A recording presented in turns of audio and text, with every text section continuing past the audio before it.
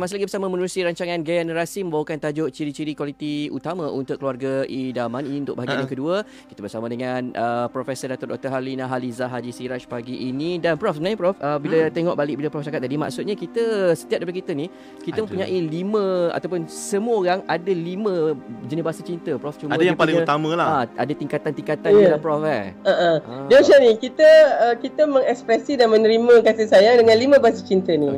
Cumanya ada satu atau 2 yang dominan, maknanya yang paling kita gunakan dan paling kita rasa disayangi, dan satu tu memang yang kita jarang gunakan. Yang ini yang masalah, kadang-kadang kita dapat yang paling kita tak gunakan tu. Maknanya kita tak apa heran yang tu, tapi itu je yang kita dapat. Itu yang akhirnya menjadikan kita rasa tidak disayangi sangat. Padahal orang tu sayang habis kat kita. Pada saya kan, Pian dan Hazwan, bila saya tahu tentang perkara ni, saya rasa alangkah malangnya kalau kita terpaksa sampai bercerai-berai disebabkan oleh adanya masalah dalam konteks ekspresi kasih sayang dalam bentuk ni.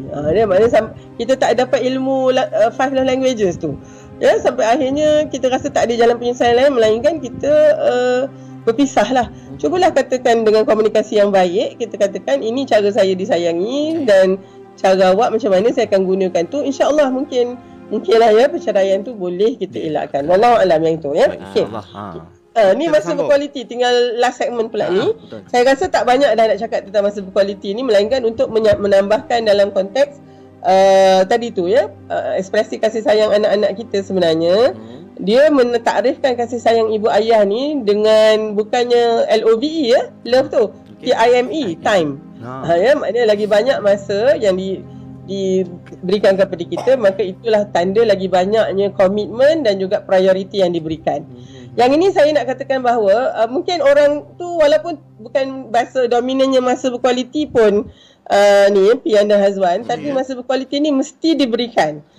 Bukanlah nak kata tak apa, saya ini bahasa cinta saya bukan masa yang berkualiti, so tak apa, tak payah bagi masa tu. Tak juga. Dalam konteks ini kita walaupun bahasa cinta kita yang dominan bukan masa berkualiti, tapi masa berkualiti ni kita dapati daripada 6 ciri-ciri tu adalah satu yang mesti ada, kerana itu menunjukkan prioriti yang kita berikan dalam keadaan keseimbangan antara tugas kita seharian, ya, fungsi kita dengan keluarga dan juga diri kita sendiri. This triangle ni, ya, self, ya, satu hujung tu adalah kita sendiri.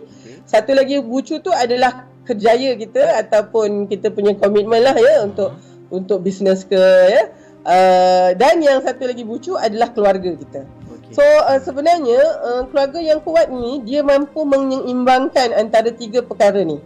Ya, jadi so sekarang ni saya sebut ni Pian dan Hazwan tentang masa berkualiti ni bukan sebagai salah satu bahasa cinta, tetapi ini adalah satu ciri kualiti yang mesti ada dalam keluarga yang kukuh.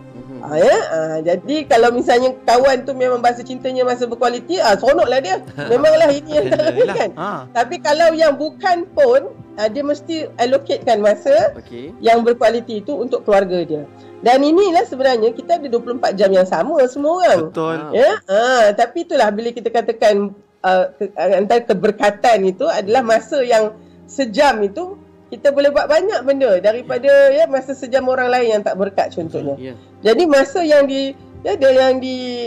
gunakan bersama dalam rumah tangga yang kukuh ini semuanya akan menghasilkan sesuatu yang lebih baik dan menyeronokkan. Hatta petang pun balik, bapak balik ya, yang lepas tu mak pun balik ya, anak pun mungkin balik dari sekolah.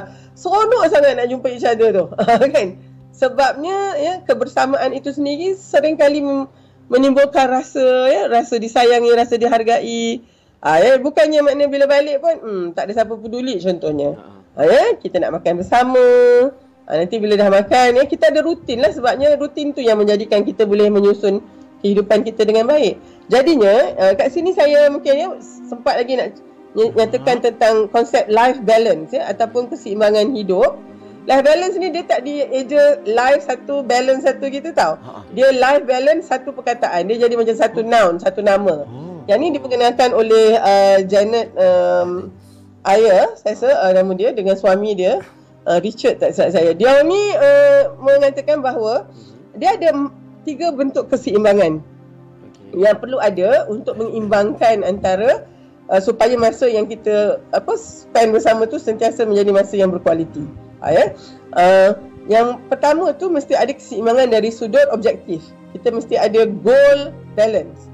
Maknanya apa dia objektif kita sebagai keluarga ni, berhimpun sebagai keluarga ni. Tentu sekali untuk dunia dan akhirat kita. Hasanah fid dunya wa hasanah fil akhirah. Jadi mana dua-dua tu. Kalau misalnya semua orang ada objektif yang sama dan seimbang dunia dan akhirat, maka insya-Allah itu dah dapat satu keseimbangan dalam konteks kita bersama mentakrifkan masa berkualiti tu. Kedua, mesti ada keseimbangan dari sudut priority, keutamaan. Yang ini kan sebenarnya sangat penting. Sebenarnya kan kita selalu kata tak ada masa lah nak tengok anak-anak punya ni, tak ada masa lah nak balik tengok mak ayah. Sebenarnya tak ada masa tu maknanya tak diberi keutamaan. Kita ni hanya boleh melakukan sesuatu dalam 24 jam kita ni kerana kita memberikan keutamaan. Contohnya kalau saya tak berikan keutamaan 1 jam dalam sebulan ini untuk slot generasi ni, saya tak ada lah kat sini. Kan? Kenapa Hazwan dengan Pian pukul 6 dah boleh ada kat situ? Bangun 4.30 lah dah. Sebab ini memang periuk nasi, jadi ini prioriti lah. Kan? Kenapa yang tak pergi rumah kawan tu Pian dah dekat agaknya setahun tak pergi. MCO kita katakan. Itu alasannya sebenarnya, tapi kita tak prioritikan. Jadi kan sebenarnya senang cerita lah kan, kalau saya dah tak sebut dah. Saya minta maaf tak boleh datang, sibuk. Saya tak boleh guna perkataan sibuk lagi dah. Yang patutnya saya gunakan, saya minta maaf saya tak datang majlis Pian sebab saya tak berikan keutamaan. Sebenarnya macam tu lah kan. Awak tiada dalam prioriti saya. Sentap. Okey, tapi maknanya kita tak selalu tak buat macam tu lah. Tapi sebenarnya itulah yang berlaku. Tapi kita tahu orang lain pun ada banyak keutamaan lain kan Pian. Kalau orang tak dapat datang tempat kita sangka baik lah. Dia ada perkara lain yang dia kena ni kan. Lain lah kalau kita ni hantu raya boleh ada 10 tempat dalam satu masa. Kan. Tapi itulah dia tentang keupayaan tadi. Jadi priority balance yang itu tentang keutamaan. Yang ini ni yang kalau misalnya keluarga yang kuat, dia punya keutamaan dia hampir sama. Maknanya semua orang mengutamakan perkara yang sama. That's why they can spend the time together. Dan ada beradik sampai 10 orang, tapi setiap bulan mesti boleh kumpul dekat rumah. Arwah ayah dengan mak ni, mak dengan ayah dah tak ada dah. Tapi mereka 10 beradik memang boleh berkumpul. Sebab apa? They prioritize that. Ada kita yang mungkin adik beradik tak ramai sangat, 4. Mak ayah ada lagi tapi tak pernah berkumpul. Sebab kita tak prioritikan. Jadi oleh sebab tu masa berkualiti tu tentang prioriti. Saya nak habiskan dengan keseimbangan yang ketiga, iaitu keseimbangan dalam konteks sikap kita. Attitude balance dia kata. Yang ni saya rasa sangat istimewa. Sebab macam ni lah kita kena ada balance antara perkara yang kita dah susun atur dengan perkara yang datang secara tiba-tiba. Antara disiplin and something which is spontaneous. Antara satu yang kata rigid dengan satu yang fleksibel. Maknanya kita kita tak menyusun atur masa kita. Kita letaklah ujung minggu ni patutnya nak buat apa. Tiba-tiba macam saya patutnya hari esok ni ada Sabtu ni ada ceramah. Tapi disebabkan oleh COVID ni dia orang dengan peningkatan kes ni, maka mereka nak buat face to face, so dia orang nak tundakan. Jadi saya sekarang ni ada hari Sabtu yang tiba-tiba tak ada program kan. Saya dah ada plan dah ni dengan ustaz nak buat apa. Jadinya tapi kalau dulu saya masih mungkin rasa macam macam mana ni kenalah cancel awal-awal sikit. Jadi saya boleh letakkan program lain kat sini ke kan. Sekarang ni tak ada dah. Saya anggap disebabkan oleh attitude balance tu, bila kita merancang tapi Allah itu ada perancangannya yang lebih baik, maka kalau yang kita rancang tu tak jadi, insya-Allah adalah itu perkara yang lebih baik yang akan berlaku. Itu penting untuk memastikan semua masa yang kita spend dengan keluarga kita, hatta masa yang kita spend berjauhan itu pun dikira sebagai masa berkualiti. Maknanya sekarang ni saya dalam konteks ini, saya bukan memberikan maksud mesti bersama saja. Ada kalanya kita memang kena berpisah, tapi waktu perpisahan kita itu juga dikira sebagai masa berkualiti untuk keluarga yang kukuh ni, insya-Allah. Allahu a'lam.